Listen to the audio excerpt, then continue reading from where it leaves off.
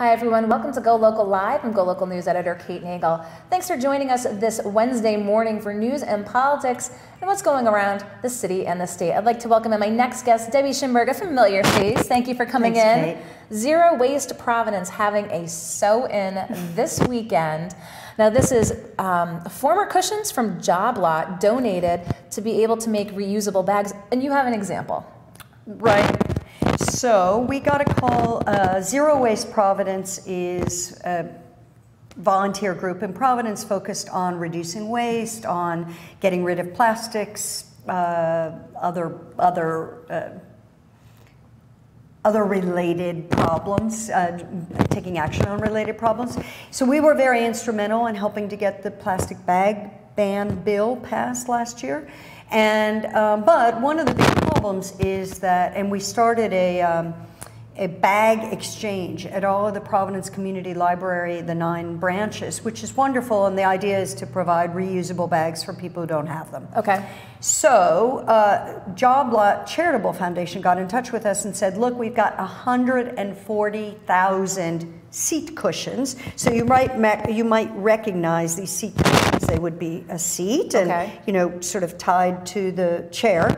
And they had 140,000 of these seat cushions that they thought maybe we could make into bags. So the sew-in happening this Saturday is to make bags somewhat like this that we put at the Providence Community Library bag exchanges. Oh, fantastic. So give us the details about Saturday. Sure. What, when, where?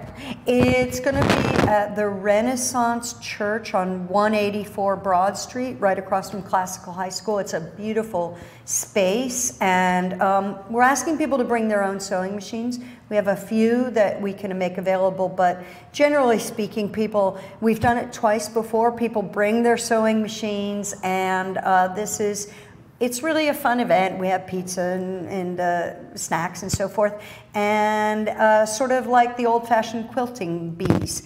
We had a bunch of really excited sewers, and some of them have there's one guy who makes sails, you know, canvas sails in his day job, and he took and has made 50 of them at home. So it's not all this pattern, they're all different patterns, but really these are people who are motivated. A, they like sewing, and B, are motivated by the idea of repurposing materials that otherwise would go to the trash dump. Are you going to be doing all 140,000 this weekend? No. No.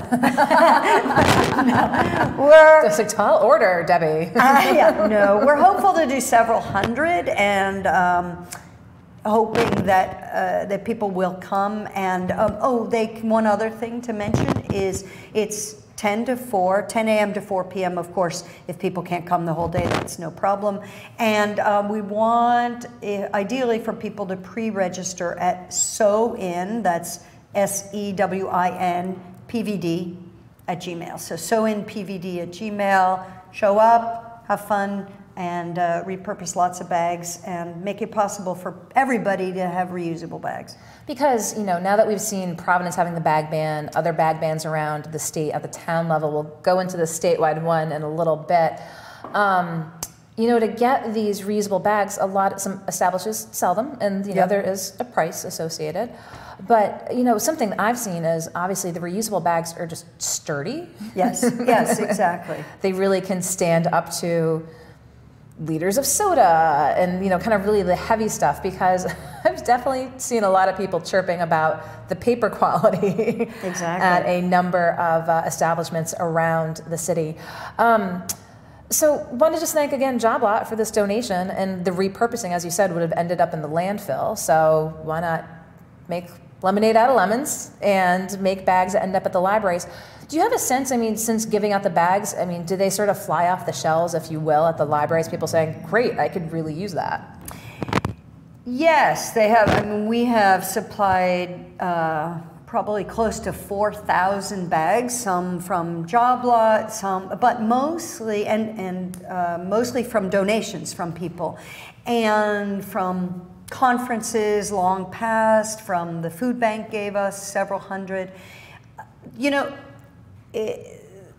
there were 95,000 plastic bags, single-use plastic bags used in Providence prior to the ban taking effect. In 1 year. Okay. 95 million. Sorry, did I say 1,000? Yeah. Sorry. 95 million plastic bags. The problem is that most of the establishments that were giving out single-use plastic bags are now giving out single-use paper bags. Yep. So while that's better because the paper decomposes whereas the plastic doesn't, and the plastic breaks up into microplastics, which people have heard about, it's still a problem because there's a lot of energy, there's a lot of resources that go into making paper bags. And this might sound like a trivial issue, but really the idea is to have people using reusable bags. So what we found at the libraries is that people are taking bags home, but other people who have extras are bringing their bags to the library and to the libraries, and people are taking them home when it's a rainy day for their books and then going ahead and using them at the grocery store. You know, it's a very small step that people can make, but I think people are looking for ways that they themselves can make a difference. And how much of it is sort of habit? You know, folks who have been used to going to the store, you know, used to just getting paper or plastic and might be saying, oh, those liter bottles look heavy. I really want the plastic and not the paper. You know, is it just a repetitive, like, I mean, I find myself like, oh, got to bring the plastic bags to the store. How much of that is a part of the campaign of educating people? A huge part. And frankly, what we have found nationally is that many of the bag bans that were sort of 1.0 have changed into 2.0, where there now is a fee attached to the use of paper, or to paper bags given out at the register. Okay. Whether it's a nickel, it's a dime. But trying to dissuade people from using the paper. And so what you're bringing up in terms of creating a habit is really, frankly, the most important part of this, because if people begin to keep reusable bags in their car, at their house, by the doorknob if they don't have a car, so that when they take the bus they bring their bags, all of that is part of the changing lifestyle that we're going to all have to embrace. Of course, it's much easier to let the store take care of it, but the quality is bad, and the impact on all of our lives and our kids' lives is significant. The thing I have to say about reusable bags, the ones you either get at the store or the ones that it looks like, you know, producing this weekend here at the sew-in, I love the shoulder capacity, because I feel like I can then carry more, right? So instead of just, you know, whoop, holding paper bags or holding plastic bags, like I got one here, and then so I'm carrying 4 bags when I was carrying 2 before. So again, they tend to just be, and you can use them for other things besides groceries. I mean, I put my high heels and an umbrella in it if I'm coming into work, right? Exactly. I'm like, I just don't need another bag. I got this. This is great. And what's amazing is that people will say, oh, you know, it's so difficult to remember. But, you know, whole countries that are much poorer than we are manage to do it. Bangladesh has outlawed plastic bags. Rwanda has outlawed plastic bags.